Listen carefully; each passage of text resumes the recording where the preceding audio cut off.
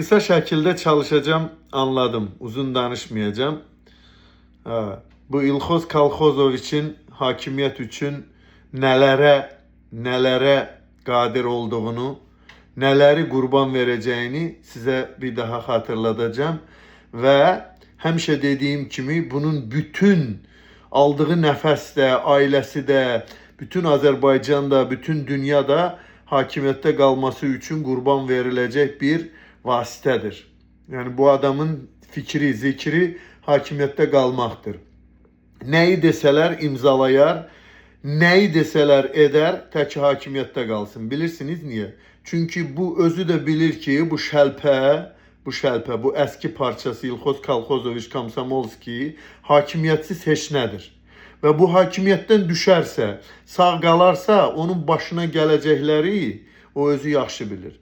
Ona görə də 2 misal çəkəcəm. 3 misal. Putinin bununla özünü necə apardığını, Putini də xatırlayın. Hər dəfə görüşəndə Putinin qarşısında necə əzilib büzülməsi, hırıldaması, matışka kimi. Matışka kimi hırıldayır. Başqa şey bilmir. Amma Azərbaycanda o tülkü məmurları, nazirləri, o bunun küçüklüyünü edən bütün bunun o jurnalistləri, murlanistləri yığışanda üstlərinə bu buynuzlu təkə kimi yeriyir hamının ki, Azərbaycanda bu qəhrəmandır, xoruzluq eləyir Azərbaycanda. Amma Azərbaycandan kənarda həmişə özünü çilli fərə kimi aparır.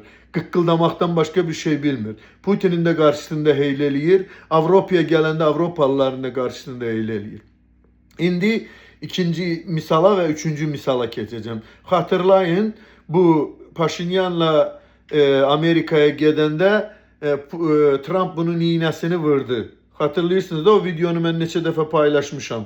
Dedi ki, Mr. President, neçə ildir hakimiyyətdəsiniz? O da hırıldaya dedi ki, 22 ildir. Bu bilirsiniz nə deməkdir? İğnəsini vururdu onun. Yəni sən özünü yaxşı aparmasan küçük. Biz bilirik ki, sən hakimiyyətdə qalmaq üçün hər şeydən keçərsən, nə desək onu imzalayarsan. Və biz bilirik ki, sən nə oyunlardan çıxırsan, 22 ildir sən özünü prezident elan etmişsən. İndi mən deyənlərin hamısını edəcəksən. Burada Trump onun iğnəsini heylə vurdu Amerikada. İndi də Vance gəlib Azərbaycana, Azərbaycanda da bildiniz də nə dedi? Özü də açıq toplantıda jurnalistlərin qabağında. Dedi ki, mən bilirəm ki, sənin arvadın Mehriquş, First Lady, birinci xanım sənin vitse-prezidentindir. Yəni sənin sağ əlindir. Xahiş edirəm o Mehriquşa denən ki, bizim ikinci xanımla elə boş-boş söhbətlər eləyib başına heç nə salmasın onun.